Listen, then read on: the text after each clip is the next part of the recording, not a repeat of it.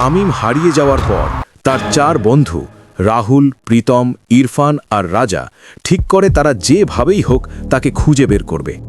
গ্রামের সবাই বলছিল ওই পুরনো বটগাছটার কাছে যেও না, কিন্তু বন্ধুকে বাঁচাতে তারা রাত 12টায় পৌঁছে গেল সেই বিশাল বটগাছের নিচে।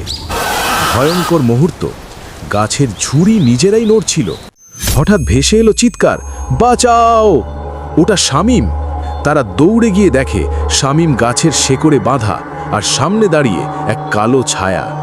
ছায়াটা বলল, এখান থেকে কেউ বাঁচতে পারবে না, উদ্ধার। রাহুল সাহস করে সামনে এগিয়ে গেল। ইরফান টর্চের আলো সরাসরি ছায়ার চোখে ফেলল। প্রীতম দ্রুত দড়ি খুলতে লাগলো। রাজা একটা ডাল দিয়ে ছায়াটাকে দূরে রাখছিল। হঠাৎ আলো পড়তেই ছায়াটা চিৎকার করে মিলিয়ে গেল। বন্ধুত্বের জয়। শামীমকে নিয়ে সবাই দৌড়ে গাছ থেকে দূরে চলে এলো। শামীম কাঁপতে কাঁপতে বলল, তোরা না এলে আমি বাঁচতাম না।